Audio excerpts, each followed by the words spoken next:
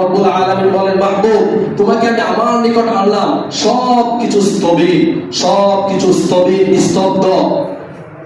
চন্দ্র সে যেখানে ছিল সেখানেই আছে, সূর্য তার নিজ অবস্থায় আছে, সমুদ্রের তরঙ্গ তার নিজ অবস্থানে রয়ে গেছে। শিশু বাচ্চা তার মায়ের কোলে 3 বছর 3 মাস 3 দিন 3 ঘন্টা 3 মিনিট 3 সেকেন্ড সে যেখানে ছিল সেখানেই আছে।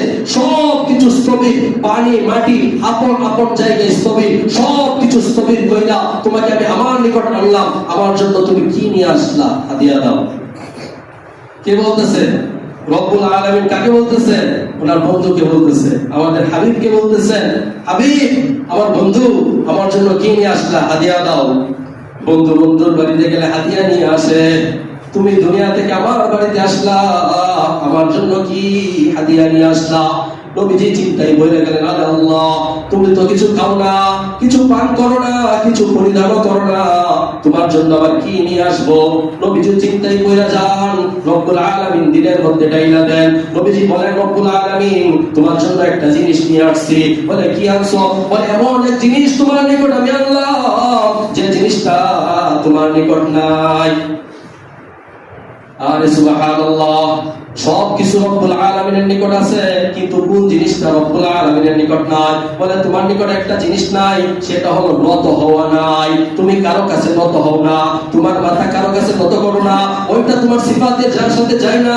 আমি তোমার কাছে নত হইয়া গেলাম। আত-তাহিয়াতু লিল্লাহি ওয়াস-সালাওয়াত ওয়াত-তাইয়্যিবাত, আমার জিহ্বা তোমার দরবারে দিয়া দিলাম, আমার জিহ্বা তোমাকে দান কইরা দিলাম। তাইয়্যিবা শব্দ, তাহিয়াত শব্দের অর্থ জিহ্বা, আমার জিহ্বা তোমাকে দিয়া দিলাম। দুনিয়াতে যতদিন বাঁচবো ততদিন পর্যন্ত এই জিহ্বা দ্বারা তোমার গুণগান গাইবো, ততদিন পর্যন্ত তোমার জিকির আজকার করবো। তোমার বিরুদ্ধাচরণ একটা শব্দ আমার জিহ্বা দ্বারা হবে না। বলে, মাহবুব আর কি আল্লাহ? বলে, ওয়াস-সালাওয়াত, সালাওয়াত শব্দের অর্থ অঙ্গ প্রত্যঙ্গ। আমার অঙ্গ প্রত্যঙ্গ আমি তোমার কুদরতি কদমে বিলাইয়া দিলাম, আমি তোমার কুদরতি কদমে সেজদায় কইরা গেলাম। বলে, আর কি আল্লাহ?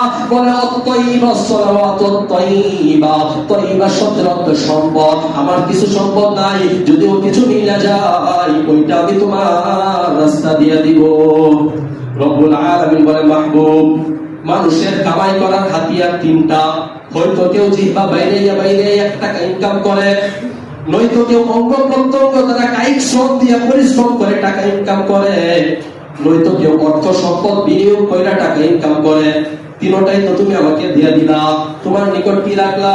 বল, তুমি যেহেতু তিনটা আমাকে দিয়ে দিলা, আমার পক্ষ থেকে তোমাকে বিশেষ ভাবে সালাম প্রদর্শন করলাম। আসসালামু আলাইকা আইয়ুহান নাবিয়্যু ওয়া রাহমাতুল্লাহি ওয়া বারাকাতুহু। আমি শুধু তোমাকে সালামই দেই না, এই সালামের সাথে রহমত এবং বরকত মিশাইয়া দিয়ে দিছি।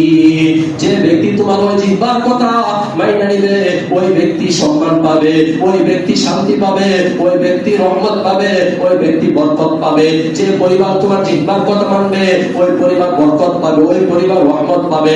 যে সমাজ তোমার এই জিহ্বার কথা মানবে, ওই সমাজ শান্তি পাবে, ওই সমাজ রহমত পাবে, ওই সমাজ বরকত পাবে।